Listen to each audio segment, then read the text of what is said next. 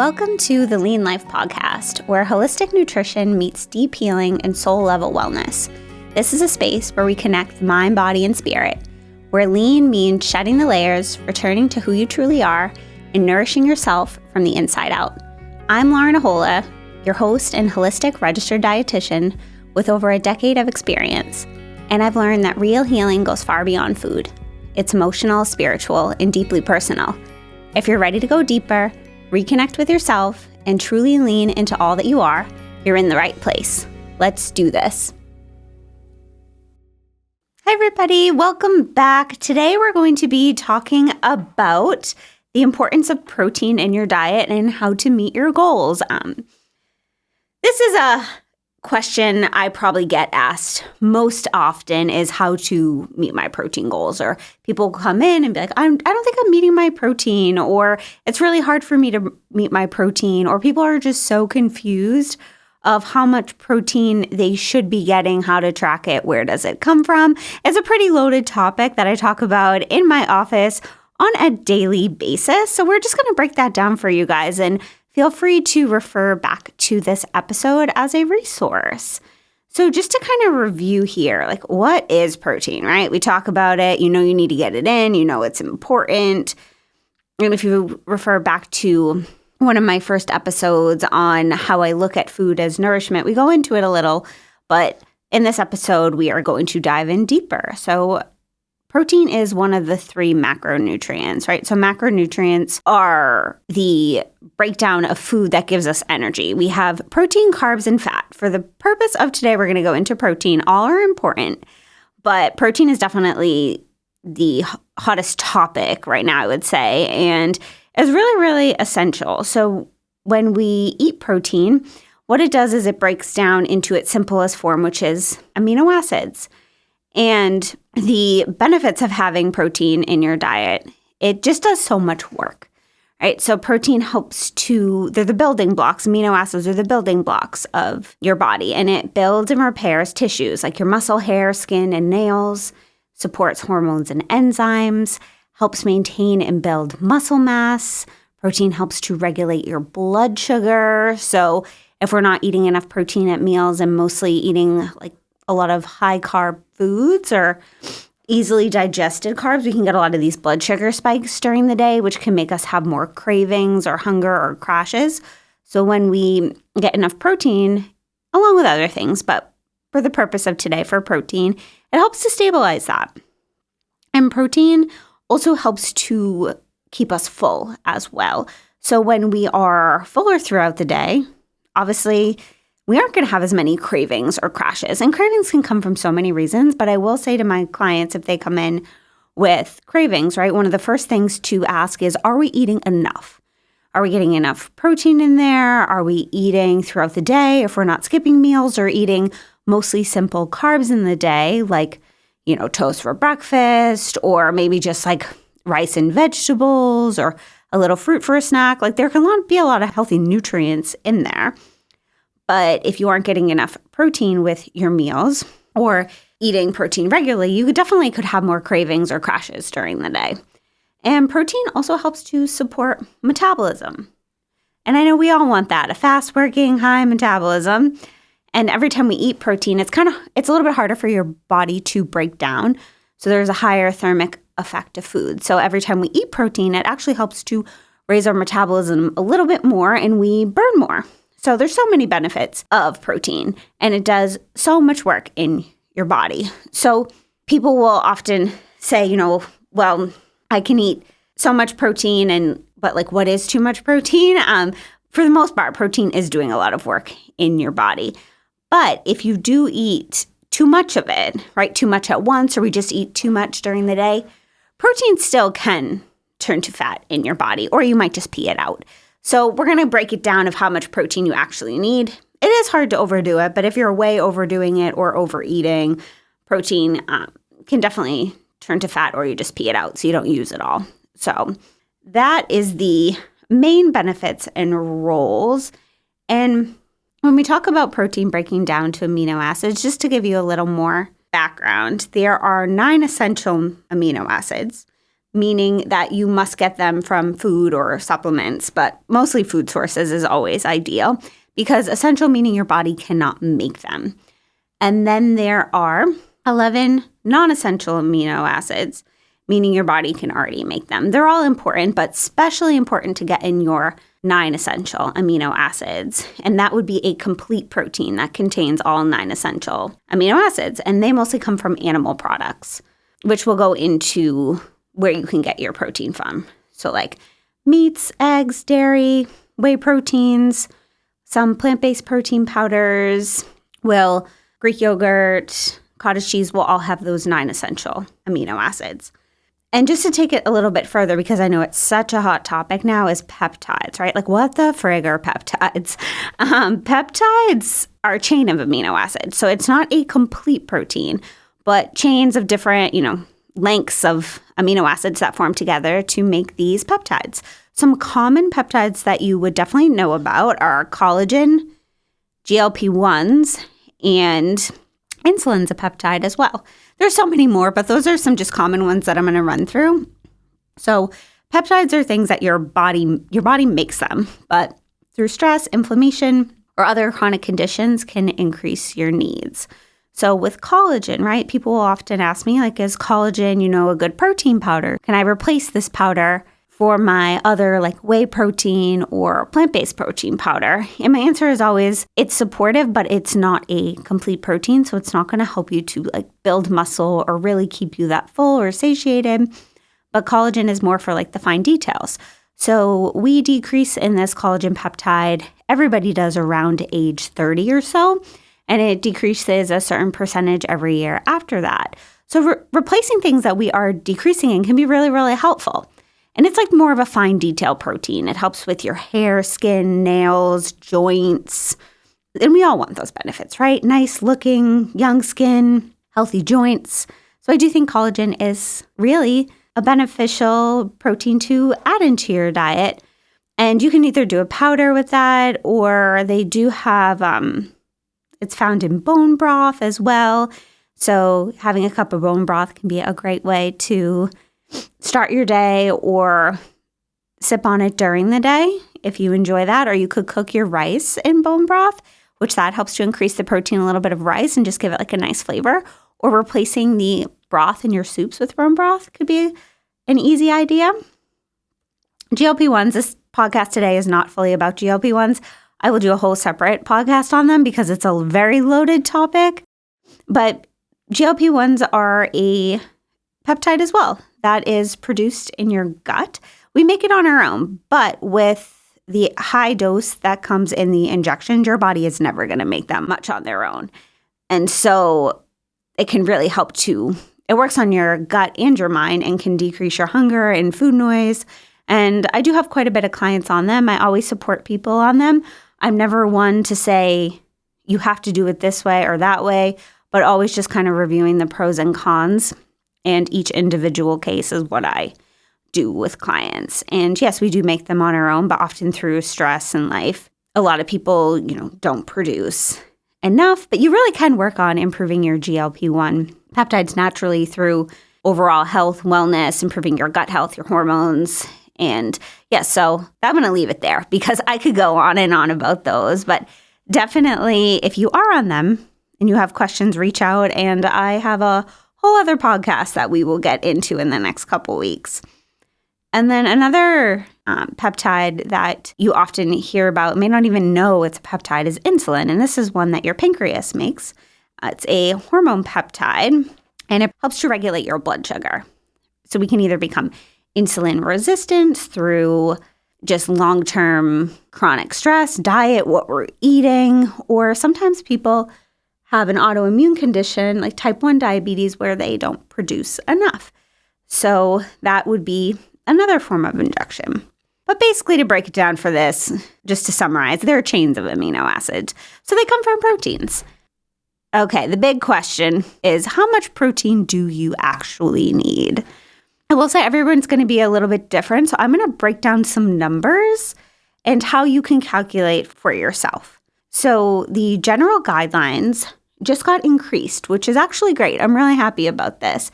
The older guidelines used to be 0.8 grams per kilogram. And so how do you even get your body weight into kilograms, right? You would divide your current weight, let's say you're 150 pounds, and you would divide that by 2.2, and that will give you your weight in kilograms. The general guidelines just got increased to 1.2 to 1.6 grams per kilogram. And this is just to meet like your basic protein goals, healthy needs. If you're more active, have some weight loss goals in mind, your needs might be a little higher. And I will say, just from being a dietitian, this is always a case-by-case basis. If you want to figure out your exact goals, we can contact a dietitian to help you, because if there are any chronic conditions like kidney disease especially, your protein needs would be a lot lower. But it's for most people, higher protein is helpful. And so based on these guidelines, 1.2 to 1.6 grams per kilogram, let's take, just for the example of 150 pounds, which I just said, this person would need about 82 to 110 grams of protein per day, which to me, that sounds like a totally doable range. I see often, most people, without trying too much, easily come into my office getting like 50 to 70 grams a day. But often we need more than that. So what we do is we sit down, we break it down, see what you're eating in a day, how can we tweak that or make it easier. And if you want a little bit higher approach, you could also calculate your needs 1 gram per pound. You won't need to do the divided kilograms weight, but 1 gram per pound of your ideal body weight. So let's say you are somebody, who is overweight, trying to lose weight. That might be like a super high amount of protein to meet that isn't really ideal or healthy. Like 250 grams of protein a day might be absolutely a crazy number to meet, might not be a healthy number to meet. So let's say you're a woman who is 5'5", right? Just out of calculation, an ideal body weight for a woman who is 5'5" is about 125, and we can plus minus that 10%. But if you're 5'5", and not even meeting 100 grams of protein a day, 125 for your ideal body weight could be a really realistic goal.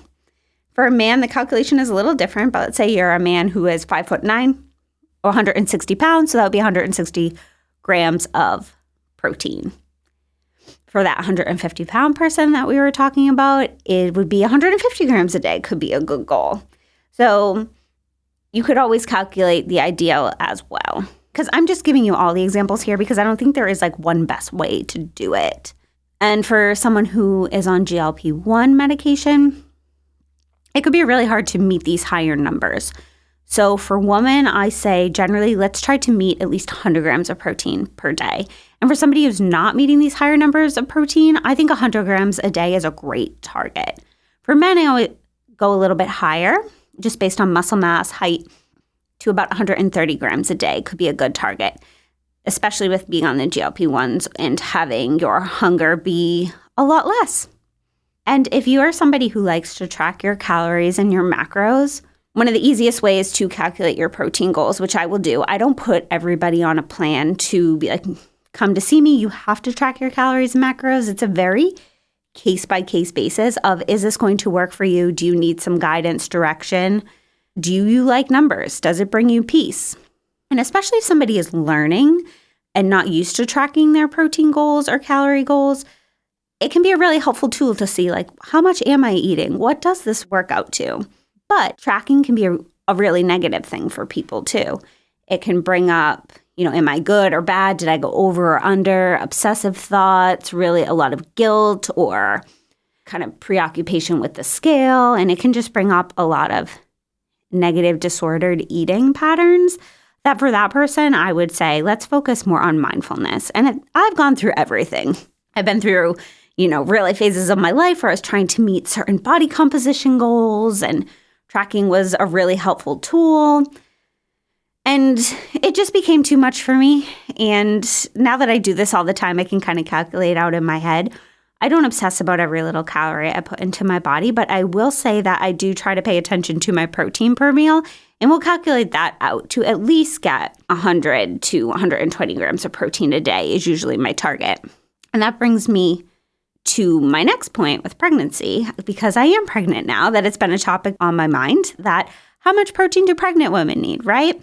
So according to Lily Nichols, who I really love, she's a registered dietitian who specializes in pregnancy and prenatal nutrition. Also really great for gestational diabetes. I've read a bunch of her books. And in early pregnancy, it's recommended 1.22 grams per kilogram. And late in pregnancy, 1.52 grams per kilogram.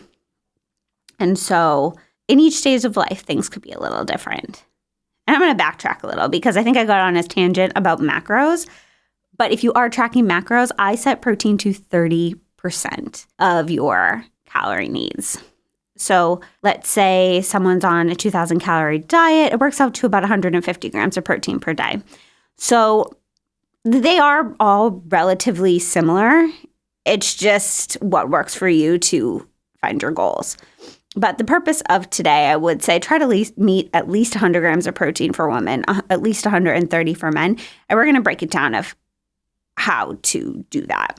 And why you do want to get in that much protein, right? There's really good research that about 30% of your total calories, which even though that sounds like a lot, right? That's 150 grams of protein for 2,000 calories. 70% of your daily caloric intake is still coming from carbs and fat. And to maintain your muscle and stay full and not have cravings if your goals are weight loss, you really do want to get in that amount of protein because it helps with all of it. And there's a lot of good studies behind that too. So strategies to hit your protein goal. Now that we've calculated out some numbers, and it might have been helpful too if you replay this to sit down and write down what your numbers are or do some calculations. But in general, we don't want to eat all of our protein at once, right? Let's say we'll just do 100 grams. Let's say your goal is 100 grams of protein, right? You can't do it all at once. Trying to eat 100 grams of protein at once, like I said, you either just pee it out, it can turn to fat down the long run, and you likely won't feel good. It can be super filling. So first step, what I would do even before this is to sit down and calculate how much protein am I eating in a day? Whether you want to write it down, use an app. I'm kind of old school, and MyFitnessPal is one that I am most familiar with. I will say that these apps are never 100%. They are a great tool and a resource, but you always want to cross-reference. I use the ones with the green check marks in them because they always are, at least they have to be referenced versus anybody can add stuff into these databases. So, and that's for MyFitnessPal. I would suggest using that kind of app. I know that AI has a couple apps. Some of my clients are taking pictures now and finding there, it will break down your meals. And I don't know how, right? But it's all relative. Or you could just write it down and add it up in your own little spreadsheet or in a notebook. But start to figure out how much protein you are getting in a day, because we don't want to drastically increase, right? Let's say the goal is 100 grams of protein and you add it up and you are only getting like 40 to 50. To increase drastically to 100 grams might not be realistic. And if you do, you might not feel good. Eating too much protein too fast can make you feel really full. It can be dehydrating. It can also cause a lot of constipation as well. So it's something I work on with my clients to gradually do. And as you do increase protein, you want to definitely increase your water and your fiber. And that way you stay more regular and your diet is still balanced. And so once we do figure out how much protein we're getting and we want to increase, you want to look at your diet and kind of divide it up and include some protein with all your meals and snacks throughout the day. And I would say meals, we want to aim for 20 to 40 grams of protein. Up to 50 grams could be sufficient. Some people do a little bit more, but more than that, I feel like is just too much, and you're going to get better results if you spread it out. And then snacks, I would say aim for 5 to 20 grams of protein. Most people I see, including myself, feel the best with at least 3 meals and 1 to 2 snacks. If you're really not that hungry, super active, adding in supplements like protein shakes or protein bars could be really helpful too. And so what you really want to know, right, is how do we meet this goal and where does the protein come from? So sources of protein, we have animal proteins and plant proteins. Animal protein sources, poultry, chicken, turkey. I usually, as best I can, get the organic antibiotic free. It's going to be better quality. And you do the best you can with your budget and resources. But I'm a big believer in, you become what you eat. It's better to consume better energy, and you are worth it. That when we're trying to feed ourselves well, it's better not to consume any of, the chemicals or antibiotics or whatever, or eat whatever the animal has been eating. So that's my little spiel there. But yeah, chicken and turkey, super common ways to get in protein. Grass-fed beef is always what I try to choose. Ground beef, steak, any kind of seafood. Salmon, whitefish, shellfish, including shrimp, lobster, crab. It's good to mix it up. Other meats, lamb, bison, pork, veal. Eggs are a really good source of protein. Dairy, if you aren't lactose intolerant, Greek yogurt, cottage cheese, milk, cheese, as well with dairy and eggs. Trying to just get something organic, pasteurized, local can always be a better option. And I'll say why I mentioned if tolerated, like myself, a lot of people I work with are lactose intolerant. I am not against dairy. I just try to choose a good source. And it's if you tolerate it. A big thing about all of this is society's going to tell you, eat this, or this is what I eat in a day. And this is how you get lean and fit and healthy. But if every time you eat something, your stomach feels bloated or upset or heavy, it is a big sign that that food is not for you. Or maybe it's time to look deeper into your gut health or hormones or food sensitivities or whatever that may be. But if you're not absorbing it well and it's making you bloated, you're not really using it that well. So it's a very case-by-case basis. And so with animal proteins, it's definitely easier to meet your protein goals. I'm not saying, telling you what diet to go on. I've tried a little bit of everything. When I was in my yoga training, I was like, I'm going to be vegan, vegetarian. Vegan didn't work for me. I did pescatarian for a little bit with mostly fish and plant-based proteins, and I just didn't feel good. I felt super bloated. My iron was low, and I was just like, I just have to accept that I feel better eating animal proteins. But I do work with some people that really can meet their protein goals and feel great on a plant-based diet. I will just say for most people, it is harder to meet your protein goals on a plant-based diet and sometimes feel your best. It all comes down to you. But what we're saying, if we want to get 20 to 40 grams of protein, up to 50 grams a meal, right? An average would be 30 grams of protein per meal. And what does that even look like, right? That's about 4 to 5 ounces of chicken or turkey. So that's about the size of a deck of cards, palm size. Everyone's palm is a little bit different, but if you were to find a deck of cards, that's about what the serving is. Same with salmon, whitefish, about 4 to 5 ounces. Salmon, I'd go more towards the 5 ounces because it's a little higher in fat. So the portion increases a little bit to meet your protein. Steak or ground beef, about 4 to 5 ounces. And if you're weighing it and have a scale at home, I usually weigh it after it's cooked. You don't have to weigh things, like I said, but for some people trying to figure out their portions and just understand, it can be really helpful. My method usually, let's say I got a pound of chicken, right? I like to use about at least 4 ounces for my meals, or if I'm meal prepping something, I'll cook it and then I divide it into 4 servings. 1 pound is 16 ounces of protein. And so equals about 4 ounces per 4 servings. Then I'll usually put it in about a half cup. You also could get a half cup, and a half cup generally works out to about that 4 or 5 ounces of protein. If I do meal prep ground turkey or ground beef bowls, I'll just prep the whole pound of ground turkey or ground beef and then get my half cup measuring scoop and just scoop that into 4 bowls for the week. And it gives me 4 perfect servings. So I don't go through the trouble of weighing everything. And I do kind of measure it out so that I know each bowl is equal. But that's a quick method that has worked for me. So I just like to share, but you'll make it your own. For Greek yogurt, 30 grams of protein is about a cup and a half of Greek yogurt. You don't have to do the whole cup. 1 cup is 20 grams of protein. But if you are trying to get to that 30 grams, about a cup and a half is of plain Greek yogurt is what it would equal. Here's one for you. 5 eggs is what it takes to make 30 grams of protein, which is crazy. People will come to me and be like, yeah, I have 1 or 2 eggs for breakfast, and that's all they'll have. And I think there's a lot of fear around eggs too, with just cholesterol and heart health. And I will say that eating cholesterol foods does not make your cholesterol high. More it's going to be from sugar and saturated and trans fats. And the yolks of eggs, yes, they contain cholesterol, but they contain so many good nutrients and are especially high in choline, which is one of the best nutrients and most of us are low in, especially for your brain health. So I'm a huge fan of eggs.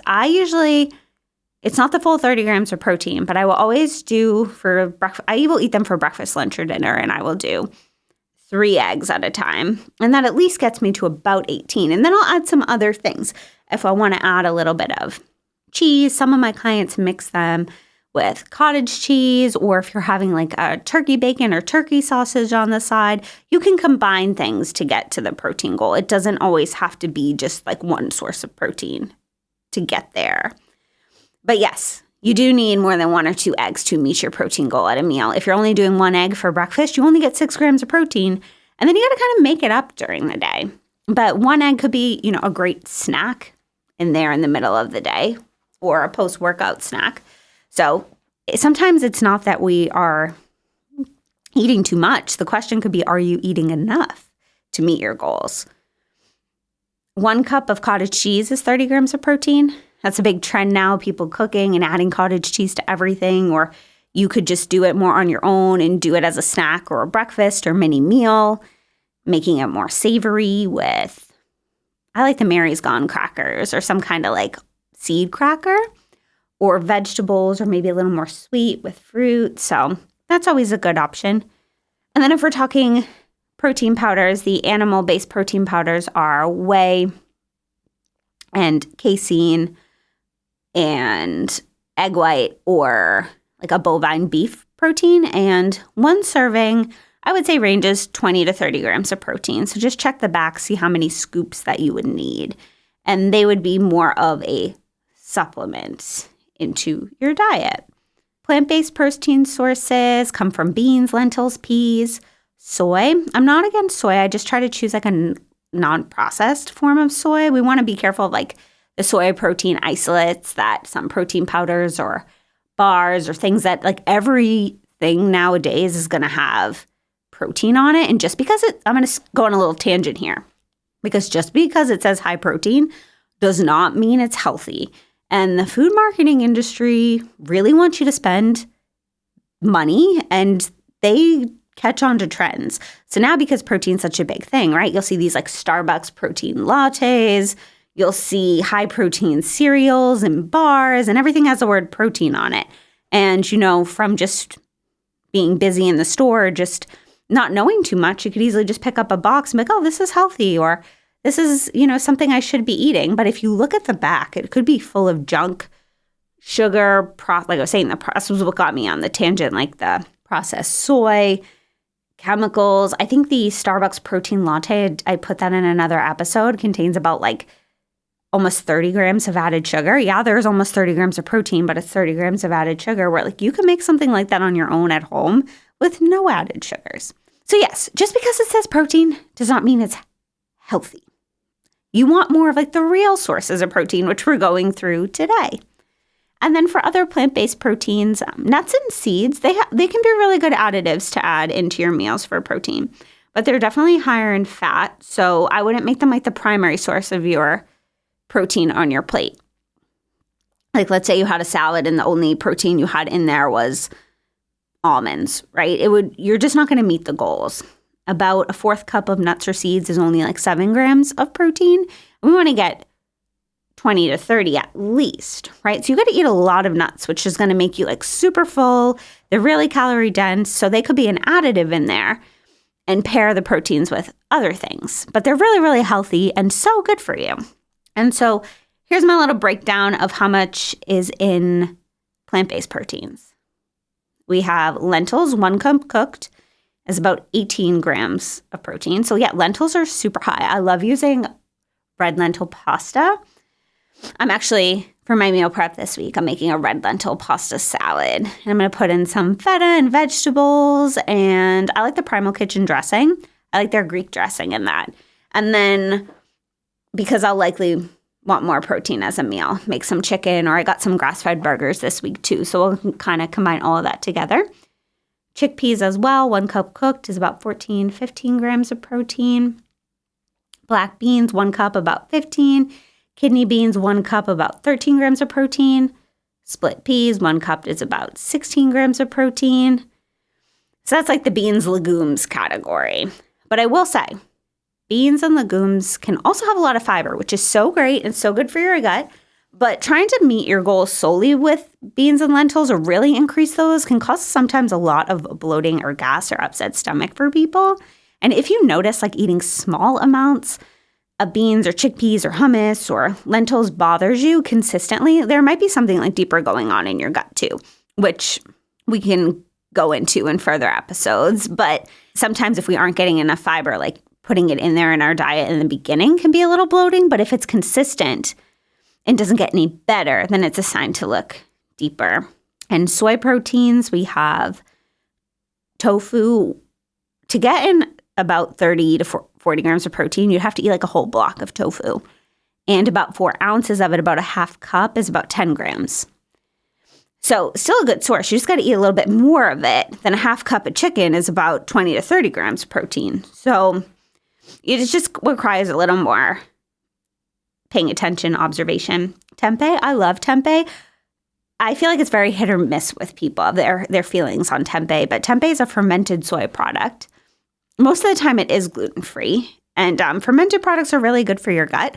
I like that it has more of like a grainy texture to it. But I will like saute it, make it in stir fries, or sometimes substitute that as a protein for a salad or a bowl. Or you can crumble it and make like a lentil chili or stew or something. I mean, not lentil, tempeh, chili or stew. And it's really good from my perspective, but it's not everybody's favorite.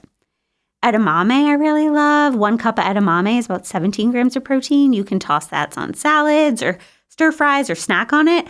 It's also a really healthy and good app to start your meals with when you're out to eat because you're already kind of filling up on some protein. And it's fun to snack on too, salty, compared to just like having like a piece of bread or fried apps. Apps always get me when I go out to eat. They're just so enjoyable. But something healthy like edamame or shrimp cocktail or starting your meal with a salad is definitely going to help you more towards your health goals. This is more of grains and the carbs. But some grains do have a good amount of protein that we can add up into our meals and throughout the day to help you meet those goals. Like 1 cup of quinoa is 8 grams of protein. 1 cup of rice, brown rice, is 5. Oats in 1 cup dry, which equals 1 cup cooked, is about 5 to 6 grams. Farro in 1 cup cooked is 6 to 7 grams. And then if we're getting down into nuts and seeds, hemp seeds, usually I'll throw like 1 to 2 tablespoons, maybe up to 3 in smoothies, bowls, yogurt bowls, oatmeal, salads, just even snack on them on their own. Or you can make protein balls with them or whatnot. But a couple tablespoons can really add up during the day and help you meet your protein goals per meal. Hemp seeds, 3 tablespoons is like 9 to 10 grams of protein. Chia seeds, 2 tablespoons is about 5. Flaxseed, 2 tablespoons, 3 to 4. Pumpkin seeds in about a 1/4 cup is almost 10 grams of protein. They're really good for your hormone balance too. Almonds, about a 1/4 cup is 6 to 7. And 2 tablespoons of nut butter, such as peanut butter, is about 7 to 8 grams of protein. So good additives, but definitely as the whole source of protein won't help you meet the entire goals if that's only what you're doing per meal. And so with plant-based proteins, or if you're vegan or trying to go more plant-based, it's good to combine proteins, right? So you can do lentil and quinoas together. Or maybe you do beans, grains, and seeds in a bowl. It's good to combine them. And so leading to another topic here beyond foods. And I mentioned this before, but I wanted to save most of my spiel until this point. Protein powders. Right. This is a big topic that everyone always asks me. They come in and they're like, our protein powder is good. Is this a good brand? Should I be adding them? Do I need one? And my answer for that is it's always, like I mentioned, great to get your protein through foods and real sources of protein. But in the world we live in, getting in your protein goals can be really challenging and it's difficult. So I look at protein powders as a supplement. Would I replace all my meals with them? No. But if you're really, not that hungry in the day, you're busy, you're working out, you're eating a meal where it's just not enough, they can be really helpful additives. I often do about 1 serving of protein powder almost every day. And I will add them to smoothies. I like to add protein powder to my oats to increase the protein in the morning. I like to make chia seed pudding with them. They can be helpful to make like homemade protein balls and great for post-workout. If you know that like you just did like a hardcore workout or strength workout and your next meal is not going to be for a while, a protein shake would be an awesome option at that time. But what it really comes down to, like I mentioned before with food, is how are you digesting them? Because protein powders, I will say for people, can be super bloating and cause a lot of upset stomach. They can be loaded with artificial sweeteners and potential lead and chemicals and gums. And so we don't want to be having, too much of those things, and they definitely don't make us feel good. So it's always good to check the back of your protein powder ingredients and ask yourself, like, can I read what is on this list? And if the list is huge and you can't pronounce most things, I would likely avoid that protein powder. And with animal proteins, whey is usually the gold standard. It is a short-acting dairy protein. So great for muscle recovery, great for post-workout. Casein would be something more long-lasting that I would take at night or if you know you're not going to eat for a while. They're both dairy proteins. Whey and casein are proteins of milk. And so I find for some people that are like lactose intolerant or don't tolerate whey or casein, even if all the ingredients are really healthy in your protein shake, you might just not do well with them. That is me.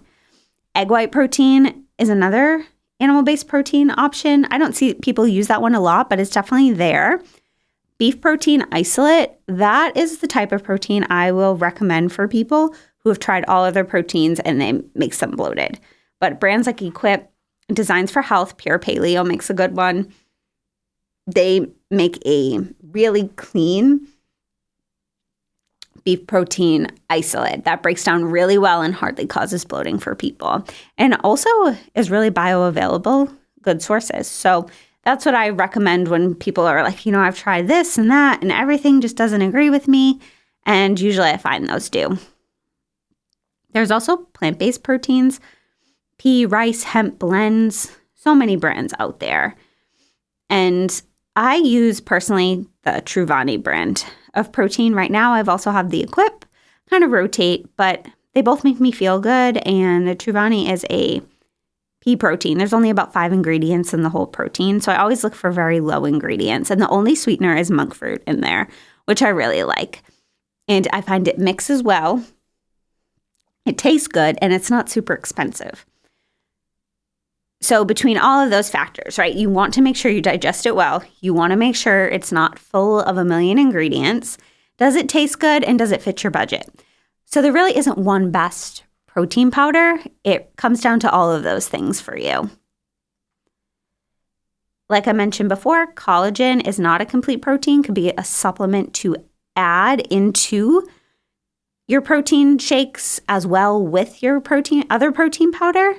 Some brands I like for that are Needed. That's really good for pregnant women too. The Needed brand, Ancient Nutrition, Vital Proteins. Sometimes people will mix it in their coffee in the morning as well. There's some like good collagen protein creamers. But it's not going to replace your other protein. So if you're doing a workout or having a meal and the only protein powder you put in collagen, you just need a little bit more.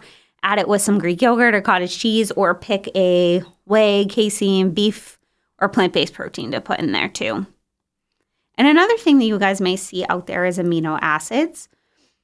So amino acids, like I mentioned before in the beginning, they're the building blocks of protein. That's what protein breaks down to. So you can just get these easy like amino powders that are so broken down. You'll even look on the back and they really don't have any calories because it's not a lot of work for your body to break down. Best to take after a workout. I've seen people do it during or before or later in the day. They just give you a little extra support for your recovery, for your muscles. They've been big around into the fitness world forever, but anybody can do them.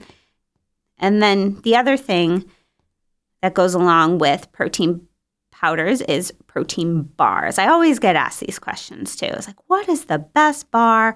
Are they all full of junk? Are they even worth it? Kind of similar to the protein shakes, I would say. That with protein bars, it's really, they can be a good supplement. Would I eat protein bars for every meal and snack? No, but do I eat them sometimes? Yes. If you're on the go and you know your next meal's not going to be for a while, or maybe you're just like not a protein shake person, they can be a better, way better option than stopping to get like fast food or wanting to eat a candy bar or something. So I often keep protein bars in my car, or if I have a really busy day at work and I know I'm talking to clients all day, like if the best I can do that day is have a protein bar and maybe a piece of fruit or some nuts with it, at least it holds me over. It gives me some protein. And then I'm not starving for my next meal or snack. And I didn't go and spend money or buy some junk food. So it's not trying to be perfect. We're just trying to be better and try our best. And so same thing applies for protein bars, right? Read the ingredients on the back. Can you read them? And, how many grams of protein are even in there? Protein powders are a little bit easier. You're going to find most have 20 to 30 grams of protein, some higher. But some protein bars may have like 5 to 10 grams of protein. And is that worth it, right? There's 2 categories of protein bars here. So the higher protein ones, I often find have a little bit more chemicals in them or additives, but they are higher in protein. So if somebody really needs to meet their protein goal and they like these, they taste good, they feel good, I'm not fully against them. You'll find most bars are about 200 calories and about 20 grams of protein. That works out to like 100 to 10 ratio. For every 100 calories, 10 grams of protein is an ideal ratio. But with some of like the cleaner versions, you don't usually get that. Some ones that I see often that I'm not fully against, Quest bars, One bars, Barbell bars, Equip, the protein that I mentioned that has the beef isolate protein also makes a really good beef isolate protein bar, which is really good. And then we have the other kind of more whole food based protein bars. These ones are a little lower in protein, but less ingredients, less processed. I will say my go-to bar is usually Aloha bars. They're about 200 to 250 calories and around 14 to 15 grams of protein per bar. They are dairy-free, gluten-free, not too many ingredients. I find they hold me over and they taste pretty good. So I'll do those. I also really like the Go Macro bars. I find for people with gut issues as well, Go Macro bars are usually digested pretty well. And then RX bars. They're made with egg white. Egg whites, nuts, dates. So everything you see on the front is pretty much the only ingredients that they have on them. So they're really simple as well. In an ideal world, I'd spend the time making all this stuff on my own, but we're not in an ideal world. And we're just, like I said, trying our best. So what I suggest is go to the protein bar aisle, pick out a couple. Try one before you go buy a whole big box and see what you like, see what makes you feel good. And then you can kind of, make your decision based on there. But yeah, we don't want to have protein bars for every meal of our life, and try to keep it to one a day if you do like them, to make sure you're getting in all your food and nutrient sources too. And so just to give you guys some meal ideas, everybody always wants meal ideas, snack ideas. Breakfast, super important to start your day getting protein in, right? If we need to get to this 150 grams and we start the morning with just a piece of toast, we got some work to do. So like I said, we want to have 20 to 50 grams of protein per meal. Breakfast can be probably one of the most challenging ones, right? Because we mentioned, eggs are only 6 grams of protein. If that's your source and you have one egg, like the rest of the meal's got to be a little bit higher. But now that you know this, we can increase the amount of eggs make omelets, egg bites. I do a couple of eggs with avocado toast, or maybe, like I said, turkey bacon or turkey sausage. Another good high protein option is protein oats. I will meal prep a couple of protein oats for the week and leave them in the fridge. And I usually add a half scoop of my protein powder with chia seeds and flax seeds and some walnuts. So everything together adds up. Smoothies can be a very easy way to get in protein. Throw in your protein powder, maybe some collagen. If you want a little extra boost, you can add chia seeds, hemp seeds, flax seeds, peanut butter. So you can easily get 40 grams of protein in your smoothie if you want to, and that makes you feel good. Chia seed pudding is pretty similar to the overnight oats. I put them in mason jars with about a half a serving of protein powder in each one. Greek yogurt is another really great option for breakfast that you can make like parfaits or bowls with it. Homemade breakfast sandwiches on like English muffins or sourdoughs could be helpful. And then there's a ton of recipes for protein pancakes out there if you wanted to use your protein sources, protein powder with Greek yogurt or cottage cheese. And you could batch them for the week and freeze them and then just put them in the toaster. So those are some of my common high protein breakfast ideas I will suggest. For lunch, sometimes people have trouble with lunch too. Lunch is busy. We're out and about. Did I pack something? How hungry am I? Do I have time? But I will say, make time for yourself. Have lunch. It's when your metabolism works the best, between 10 to 2. And it's going to help so much for those later night cravings or being starving for dinner, especially getting protein in at this time. But easy options, right? We don't have to overthink it. You don't need to be a gourmet chef, but just making a salad, right? Pick some greens, find a good quality dressing, and then you can either meal prep some protein for the week or take your leftovers from the night before. But that half cup to that decacard size protein, whether it's a salad with like chicken, ground turkey, salmon, shrimp, steak, tuna, pick something you like. I like to meal prep some high protein soups or chilies for the week, which those can be easily divided up and really quick to cook if you need to. Because sometimes it's just, if we have a few minutes, we don't want to be thinking about what we have to make. If it's in the fridge, if it's prepped, organized, you don't even need to think about it. I'm also really big into bowls. I love a good bowl that's warm with like sweet potatoes or rice or quinoa, add in some roasted vegetables, and then I'll pick those similar protein sources. And if I made something good for leftovers that we had a lot of, that's always an easy option too. Because I do find for dinner is where most people don't have issues with getting in their protein. But like I said, everybody's different. But from culture and life, we've been trained to have a protein, carb, and veggie kind of dinner and maybe not eat as much during the day. But if you're, all you need to do, palm size or, half cup to a cup of protein, pick about a half cup to a cup of carbs, and then really get in those veggies too. But to get enough protein at your meals, that decacards or half cup to cup of protein. And kind of planning ahead, like what do we want this week? Do we want to meal prep some things? Do we want different protein source every night? Communicating with the people that you live with to get on the same page can be really helpful. And so let's say you did that, right? Let's say you had protein overnight oats for breakfast. It's about 25 grams of protein in that. A salad with protein, let's say that's 30. So far in the day, we're at 55.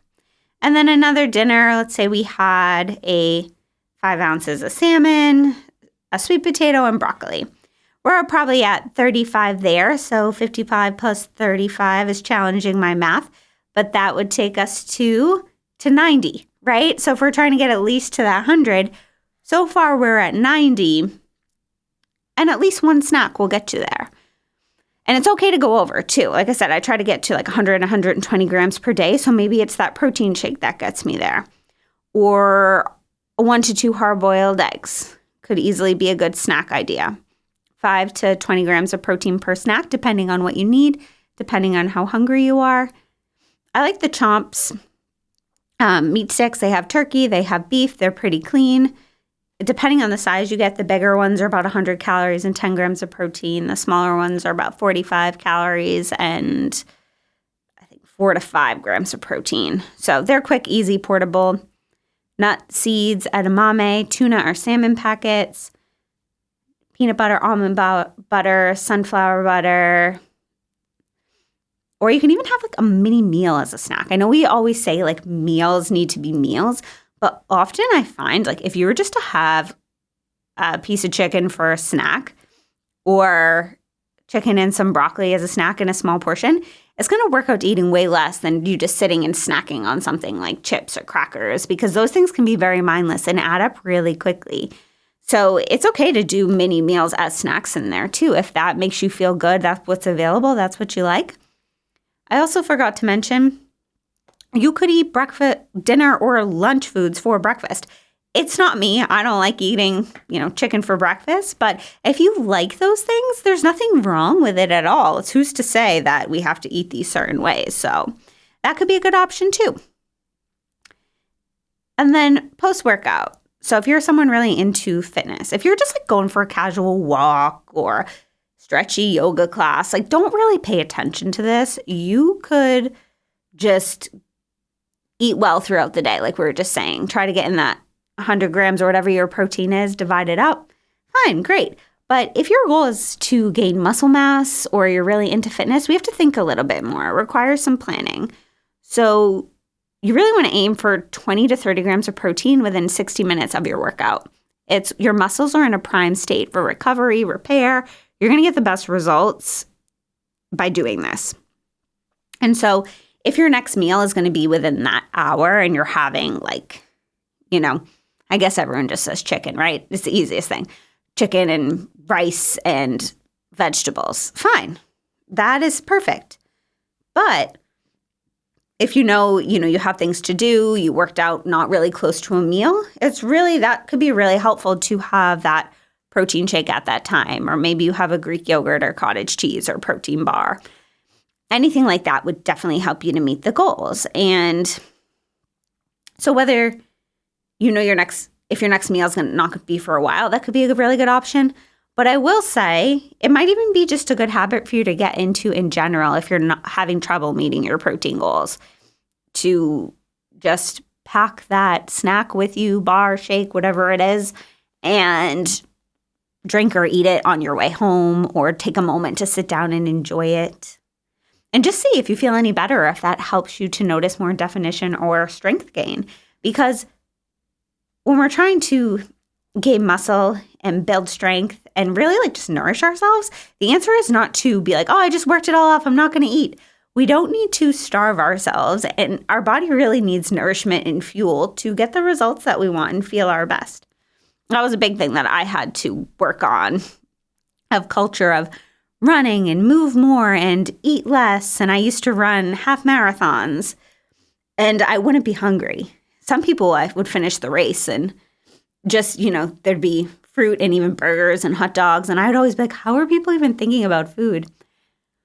And I'd wait it out and then I'd be starving and want to eat everything for the rest of the day. But I've learned over the years that having that snack or enough protein, and especially if you're running, you want to add a little carbs in too, for sure. But even if I wasn't that hungry, to have something within the hour helps so much, so you aren't ravenous and snacking and picking throughout the day. Because that save it all for later mentality, or I need to save room, and it never really works. It always ends up backfiring. So just reminder that your body needs fuel and you need to nourish yourself. And so this was a lot of information today. I hope this helps. And here are just a few tips we can end with of how to make it easier to understand protein and start meeting your goals. I would say number one, right, like I mentioned before, figure out how much protein you're getting in a day. So we have a baseline. And then you want to figure out, okay, where am I lacking here? And it can be helpful to start with 1 or 2 meals. Let's say you know that dinner is good for you every night. Maybe just kind of get an idea of the portions you're getting. Don't even worry about that meal after that. And maybe you really need to focus on eating a consistent lunch, right? You could make that a great goal. And that extra 20, 30 grams at lunch could be really helpful. Or maybe breakfast is hard for you. You're not hungry, or you just get up and go and want something quick and easy, like a piece of toast or a Pop-Tart, right? Breakfast is super, super important, especially if your goal is just weight loss, hormone balance, really anything that protein in the morning helps so much. So if you're not really a breakfast person, aren't super hungry, I'm not going to force you to eat, but maybe a protein shake would be really easy, or a protein coffee at that point. And maybe you really do enjoy a breakfast though, so you get a little more creative and have some fun with it. When you're planning your grocery list for the week, it can be also really helpful to plan your meals around protein. So just even thinking like, okay, before we even talk about anything else, like what proteins do we need this week? What do we want to pair it with? And that way you know you have it. And keep 3 to 4 options of protein on hand weekly. So you can kind of plan that on your grocery list too. You can freeze protein so they're not going to go bad. I always like to have eggs in the fridge for backup. I have frozen turkey burgers in the freezer at all times. And then we'll go through and often pick like a chicken, ground turkey, ground beef, and maybe go to the seafood market once a week. But it really depends on your family and the size of your family of how much you do need. Prep and freezing ahead can be helpful. Looking at the snacks you have in the cabinet, like can we get some easy, accessible snacks that are full of protein ready for you? And I mentioned a whole bunch of them before, but you could hard-boil some eggs, get some nuts, seeds, protein bars, shakes, whatever it is that gets you ready for the week. A big message of this is prepping. When we're prepped, everything is so much easier. And as I mentioned before, tracking for awareness could be really helpful, but see where you're at in that. I'm not going to say everybody has to do it. You can calculate it out in your head if it causes a lot of mental stress or disordered eating tendencies, don't do it. But if you really have no idea and tracking numbers, it can be so helpful. And then, like I mentioned before, we don't want to go all in and go from 50 to 100 grams of protein tomorrow. You can gradually increase and take your time doing that. Maybe a good goal, if you're currently at 50 grams, could be 70. And then we work to 80, and we work to 90, to 100, and we see how you feel along the way. And as you're doing this all, reminder to drink more water and get enough fiber in there. And so, yeah, that's pretty much what I got for you guys today on protein. I really hope this was helpful. And as always, if you have any questions, want to, or for some reason are having trouble calculating your protein goals or want this all catered out to you, send me a message and we can talk. And in my appointments, I always come up with different protein goals for all my clients. Everybody is different, and what works for somebody may not work for you. So yeah, I will see you guys next time, and I'll talk to you soon. Thank you so much for listening to the Lean Life podcast. Your support truly means everything. If you loved this episode, the best way to support the show is to leave a review, subscribe, or share it with someone you care about. If you want to go deeper, I work with clients one-to-one through intuitive functional nutrition, both locally on the South Shore of Boston and online. You can always reach out, ask questions, or connect with me. I'd love to support you. Sending you love, balance, and a reminder to lean into all that you are. I'll see you in the next episode.